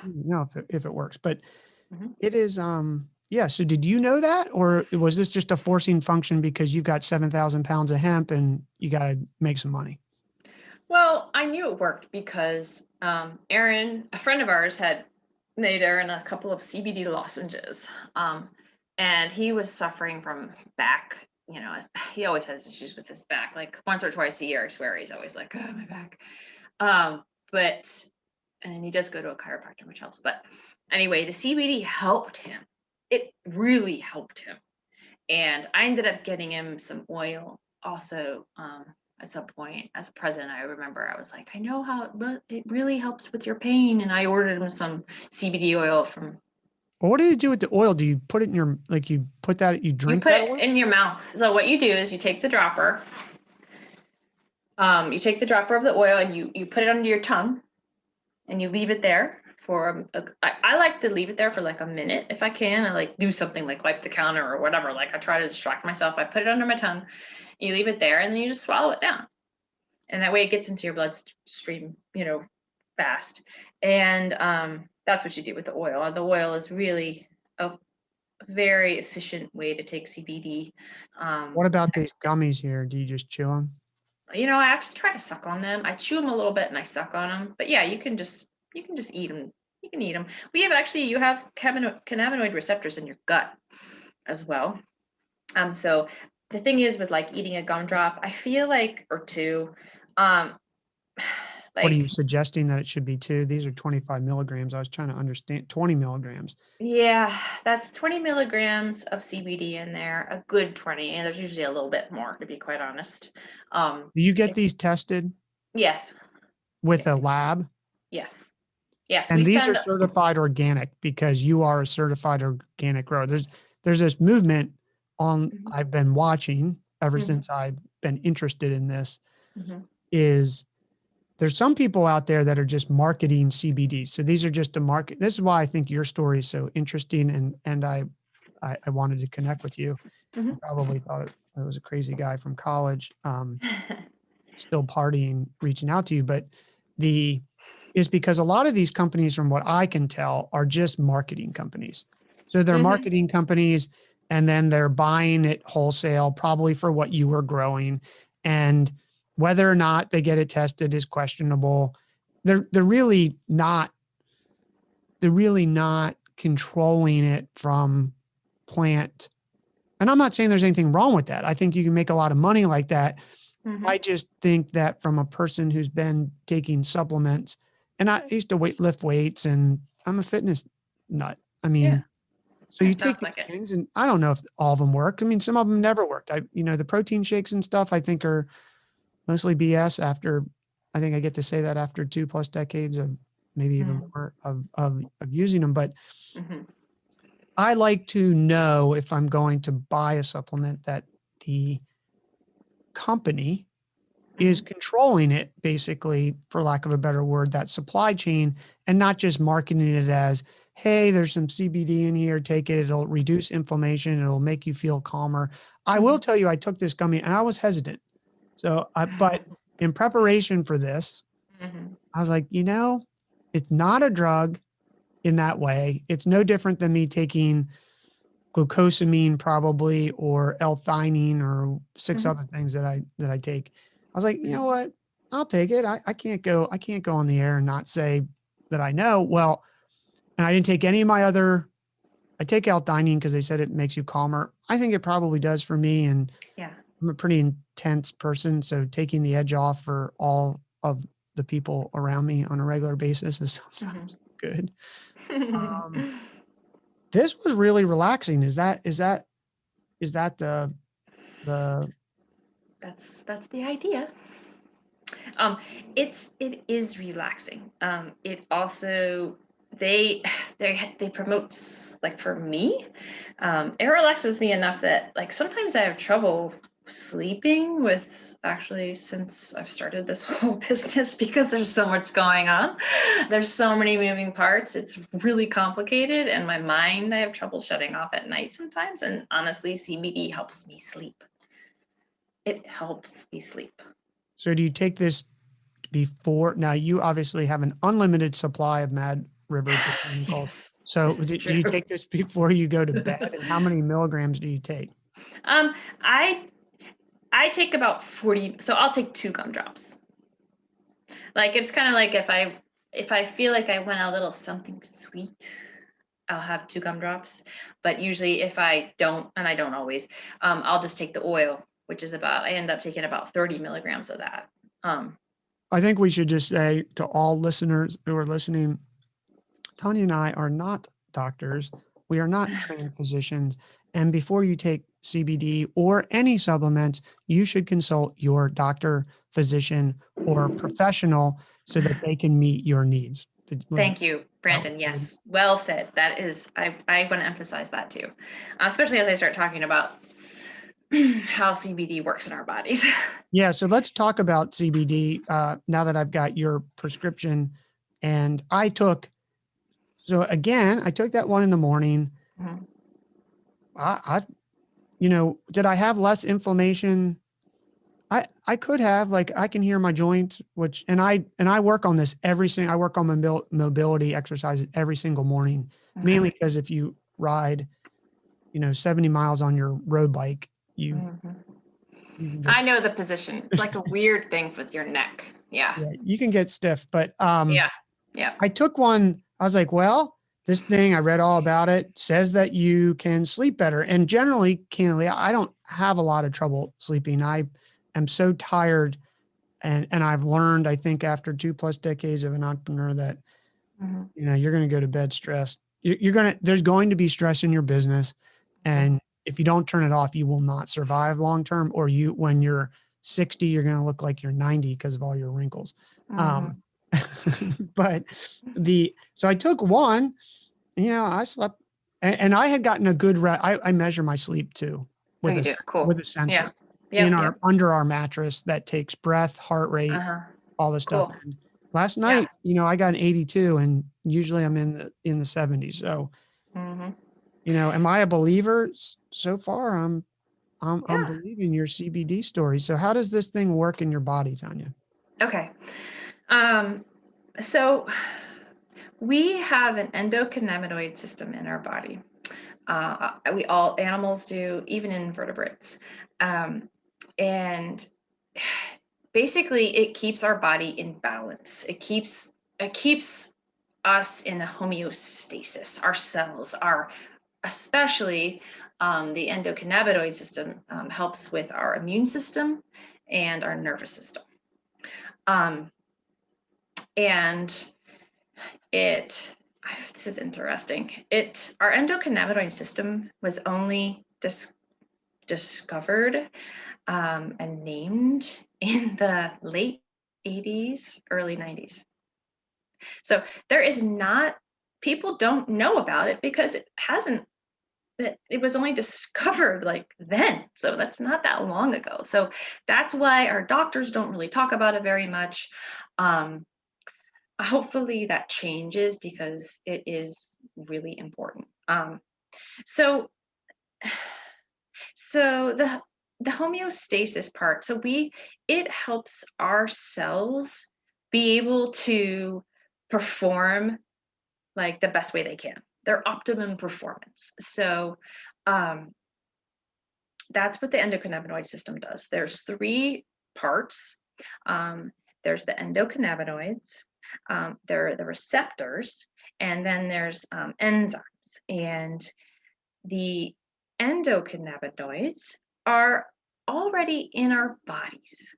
They're already there. What CBD does is it is a phytocannabinoid. It comes from a plant, so it's a phytocannabinoid, but it's so similar to what we already have in our bodies that it can come in and work and help to basically tell ourselves what to do to get back to that homeostasis. So that's why it helps with keeping our mood stable. It helps to decrease our stress. It helps with pain. It helps with inflammation. It's a form of it is already in our bodies naturally, and we are just adding to it because, as we all know, our bodies don't always work like they're supposed to. And we need extra vitamin C, we need extra zinc, we need, sometimes we're not getting all that we need. And we need help. So we take supplements sometimes, and that's where CBD comes in. It's really amazing because and we promote and we use only full spectrum CBD or whole plant extract in our products because Yeah, what is that? Before you explain it, I've been waiting for this. What is that? That means that it's not just CBD. Is that correct? So it Full is not spectrum, there's 3 things. exactly. There's 3 ratings, apparently. Yes, there's full spectrum, there is distillate, and there's isolate. Full spectrum takes all the cannabinoids, all the terpenes, and all the flavonoids that are in that plant. They are all in that extract. So when you're eating a gumdrop, or when you're putting on the Tulsi salve, it's a full all those things are in there. The cannabinoids, so that means CBD, a tiny, tiny, tiny bit of THC, just enough so that it's there. It's not gonna be psychoactive. And all the other, there's I think there's like 10 cannabinoids. So there's a bunch of different ones. But CBD is the big one. So those are all there. The terpenes are all whatever is in not every plant has the same terpene. Terpenes are what make this plant smell the way they do. Lots of plants have terpenes. Most plants have terpenes. Think of like pine needles or sage or lemon or whatever. Those all have terpenes that make them smell the way they do. And the cannabis plant has so many. And so the terpenes are the terpenes are there, and so are the flavonoids, which are like taste, essentially. So they're all there, and they work synergistically together. They work best together. They help regulate each other. They help communicate to the cell. Oh, okay, I need this. Oh, now it's time to stop. Okay, like they work together. So they regulate each other. And that's why for us, like we've well, first of all, we had some distillate made. Distillate, basically, a lot of the flavonoids and terpenes are taken out, and it's a clearer, it kind of looks more like honey, but it has a strange taste. I really don't care for it. And it's supposed to taste less, but I think I find it bitter. People use it because some people don't like the smell of all the terpenes in there, but I really prefer it, and it really full spectrum is the way to go. Now, isolate is literally everything is taken out except for the cannabinoid, the CBD. And that is like this white powdery stuff there's no THC, there's no terpenes, no flavonoids, nothing. It's just the CBD. I'm not saying that those other products won't work at all. I'm sure that they do something, but having them all together the way that, they're already in the plant, and they all should stay, I believe, in the plant, because there's this thing called the entourage effect, where it's like if they're all there together, they work best synergistically together. So that's why full spectrum is important. And one other question. Mhm. It's subdermal, so it's absorbed through your skin when you put on this? So yes, we have cannabinoid receptors in our skin, in our brains, in our lungs, in our livers, all throughout our body. There's certain ones, like there's CBD one is more like the receptors in our brains are more they are gonna be affecting our mood, our stress, our hunger, things like that, appetite. And then the other receptors are found like on our skin, and are more like for our immune system. So that's why these receptors, like when you have an achy joint and you put it on your skin, that's why it works. And it's direct, right? It's like, yes, it might take 20 minutes for you to really feel it, but it's still definitely the way to go. Like, put it topically right on there. Arthritis, like, people swear by it. They're like, we have customers where they're like, this one customer was like, it hasn't come yet in the mail, and so I overnighted him a salve because he didn't want to go on vacation without his salve because he needed it, like, so yeah, it's amazing anti-inflammatory properties. It definitely has worked for me. I did put on my back last night too, and it worked. So this is 500 milligrams. Do you just jack up the milligrams because it's in a salve and it needs to get absorbed through the skin, versus like if I ate 500 milligrams, that'd be a lot? Yeah, you wouldn't want to eat 500 milligrams. I do know What of would it do? somebody who ate a whole pack of gumdrops at once, and they like, it put them to sleep. It knocked them right out. So yeah, there's that. You can't, it's not like you can overdose on any of this stuff. But you don't need to eat it in excess. Well, I was actually reading some clinical studies, believe it or not, yesterday. And they said that for people, again, you need to talk to your psychologist, physician, whatever, that for anxiety and depression, which there's some mixed results, but the results seem to suggest that it is a good I want to say this because it's going to sound like I'm a drug dealer, but I'm not, because I think long-term for anxiety and depression and those things, Mhm. you should not depend on drugs, not because they don't work, but because it's not a long-term solution that's Mhm. sustainable, in my opinion. I Mhm. think that you may need some drugs for people who have chemical imbalances. If Yes. people like you and I have a little bit of anxiety because we've got our life on the line every day, trying to build a business to pay the bills, Mhm. I think you should also exercise, I think is what I'm getting at, because Yes. exercise is proven to Yes. alleviate those things. Now, when you I agree. exercise, you're going to get inflammation and you're going to have all these other things. Mhm. So I Mhm. think that this is good. But the there's been some studies. There was a study of all the studies that says that there needs to be more studies. But then there were a bunch of other studies that said and show that CBD for inflammation and um, what is it? Inflammation and relaxing benefits. Mhm. Basically, I think it's like L-theanine, that stuff. Mhm.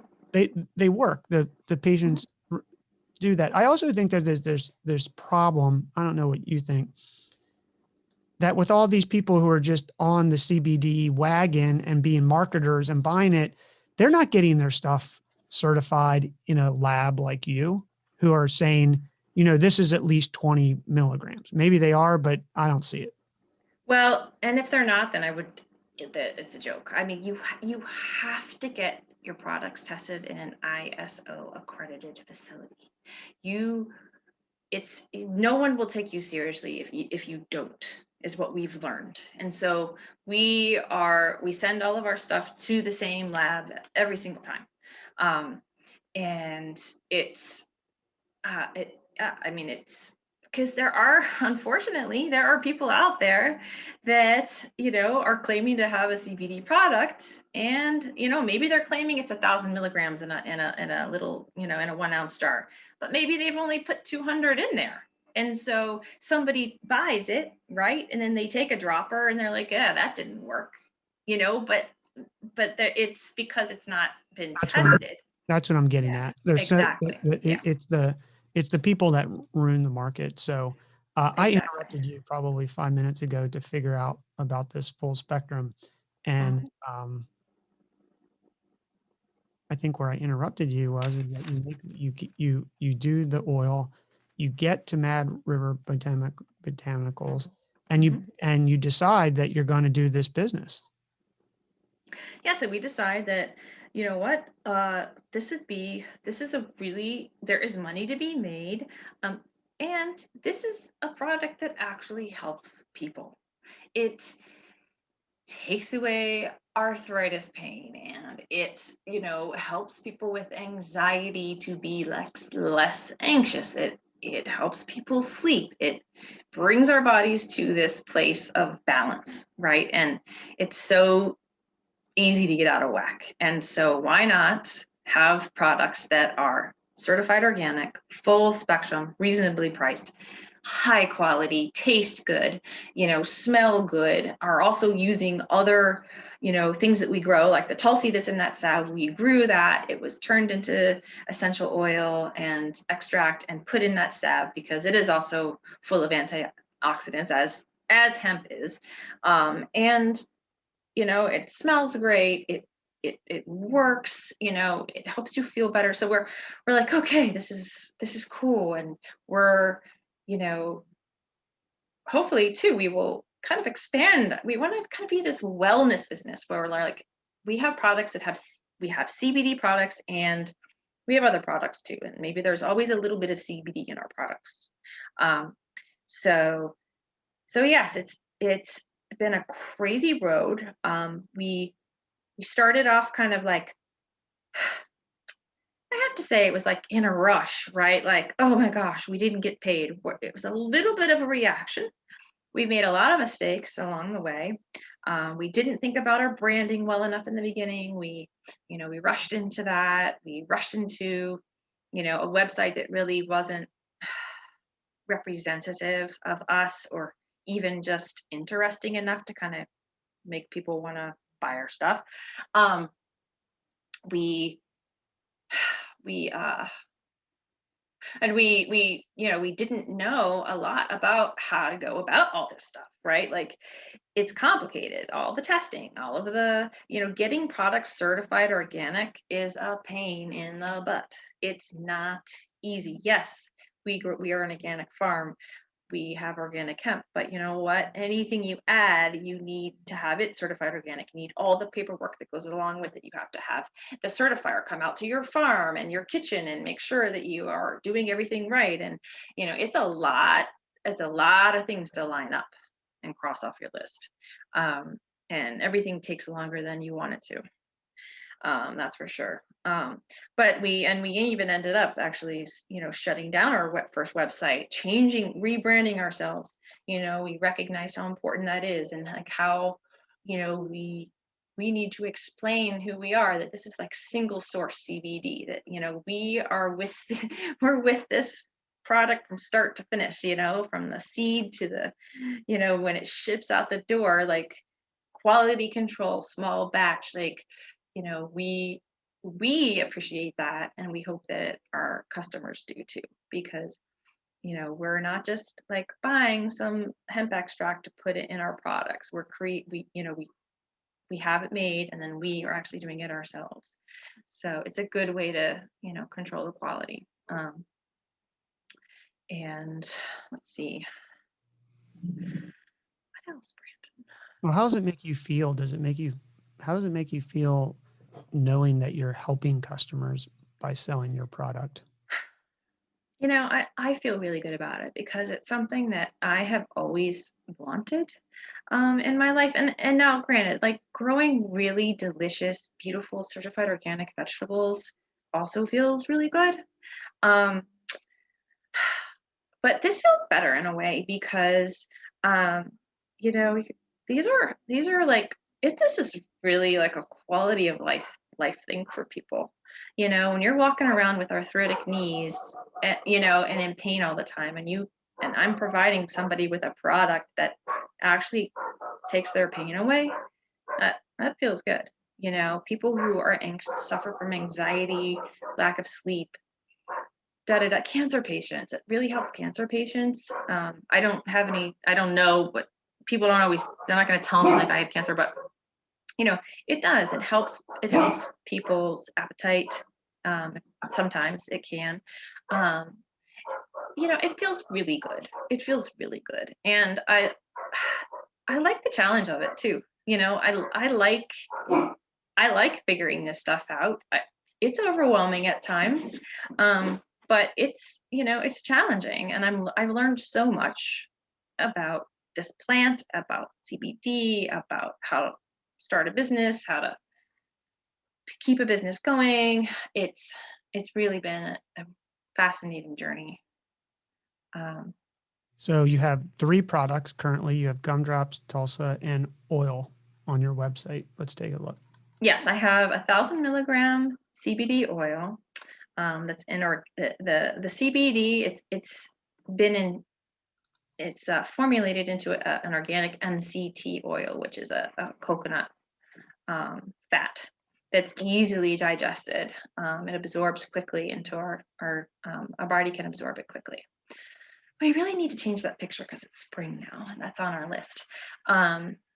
But the oil is great, and it's a very effective way to take CBD. You have to get used to it because it's funny for people to put an oil under their tongue. It's just like we're so like a pill popping culture that unfortunately, like, the oil sometimes seems strange, but people need to get over that because taking the oil is the most cost effective way for you, and it is for us too. Like, it's simple, it's easy, it's straightforward.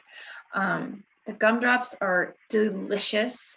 They're made with our organic elderberry juice, and a bunch of other organic ingredients in there, and the full spectrum hemp extract, and they're just delicious. There's kind of sweet, tart, fruity. You can taste the terpenes of the hemp in there, and the Tulsi salve is just, I think it smells really good. It's super soothing. So yes, but in a couple days, we're going to come out with, I'm waiting on the labels to show up, a 1,500 milligram oil. So that's going to be available next week. And then I am just waiting for some of our organic certifier to get back to me about I'm creating a peppermint salve. It's 1,000 milligrams. So it's packed with CBD.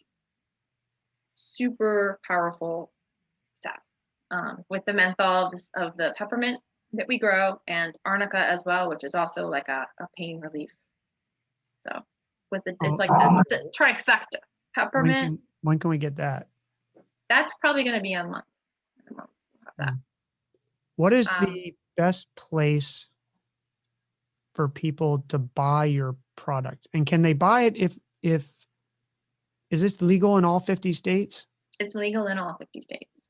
Yes. Where can they go? They can go to madriverbotanicals.com. And we have Instagram as well. I think it's just Mad River Botanicals. We're on Facebook. Yeah, the big one is our website, madriverbotanicals.com. And that's where I purchased your stuff from, which was super easy. And it came in a stamped box, which I thought was cool. And I think you talk about the branding. I don't know how you figured that out, but this feels, I don't know, it feels Vermont-y, it feels homegrown, it feels organic. Well, that's what we were going for. I wanted like kind of like old school apothecary, but with a modern twist. I wanted it to be interesting to look at. I wanted to use packaging that was not plastic. That's why the only thing plastic is the little band around that thing, but there they are. So pretty. And yeah, so we're very conscientious. The packaging, I really tried hard, and it's really complicated to find the right packaging for your product. How long did that take? God, I mean, months, really. Like I found one gumdrop tin, for instance. We liked it. It was, I had to try to figure out how many gumdrops were going to fit exactly, and just so, right? You can't have, the tin can't be too tall, it can't be too wide, too long, da-da-da. And it took a long time. Then it was discontinued. So then I had to start over and find another tin. So it's challenging. But yeah, that's why I kind of like the wood chips too, because they're you can just put them in your compost. You can start a fire with them, whatever. It's not like. That was smart. Yeah, I noticed that just out of curiosity, because people tell me, Tonya, and I think your story is a real inspiration. They'll say, well, I've never done that. I don't know if I can do that. I can't figure this out. Best I can tell, you didn't know any of this, and you somehow figured it out with reading books, the web. So let's just use this tin, for instance. How do you go about finding a tin to package your product? Well, I would kind of have an idea, like, okay, well, what am I putting in there and how many do I want to put? And then I would look up like dimensions, like, small rectangular tin. I would just punch that in, right? And To the Google? Yep, Google it, and I would just start researching, like looking, and I would look up all the label, like how big the label needs to be and all the exact dimensions of it. And often I would just then get a sample shipped to me so that I could, actually put the gumdrops in there to make sure it worked, on and on. I mean, that's it just takes a lot of time. We're working on a little tiny, like a gumdrop sampler. So like, some people have sticker shock. It's like, oh, I don't want to commit to buying a whole tin of these things. What about if I just got 4? So we're working on this like tiny little like round. It's a little tin, has 4 gumdrops in it. And, it's a good way for people to just be able to try the product without committing, but that's a whole process too. Like, okay, well, can you find a tin small enough that's going to fit, So yeah, it's a lot of time. But it's really fun. Are you packaging these at home? I package them at the farm, At the at our farm. at the kitchen, in our kitchen. Certified. There's a certified kitchen at the farm that we rent that out to somebody. Well, whatever. It's complicated. I use a certified kitchen. I got it. And Yeah, you go in there yeah. and you pack it and I you make them and I package them. Yeah. Mhm. even this, oh, well, okay. So that is, you do that in between growing the hemp, Mhm. harvesting the hemp, managing the website and everything else. So you have a long day. I do. I'm busy. I'm busy. I mean, I'd really like to get to the point that I can hire someone to do the gumdrops. It's a time-consuming process Packaging and them. making them. I You would can make the gumdrops too, I make them. Yes, I made that recipe. I created the recipe myself. Multiple trials, multiple. like multiple 50. Probably 20, 25. Wow, that's really cool. Yeah, yeah. It's my own. It's my own thing. I think maybe a blueberry lime would be good too. Um, but yeah, it's a lot of work, and there's a lot of work for us to be done too. Like we definitely, there's things that we just didn't, or we've kind of known about, but it's like not our strength. So we're just, putting the effort in now to those things to hopefully get us out there to more people. Well, thank you so much for taking time out of your busy schedule, doing everything to come on here. It's been really fun for anybody out there who is looking and interested in trying these. Like I said, I'm not getting paid for this. I pay for this stuff. I do that on purpose so that if I don't like it, I can say it, although I would be nice about it. Is Mad River Botanicals.com. You can see Tonya, you can follow them on Instagram. Tonya, thanks so much for taking time. You're welcome. My pleasure. Thank you.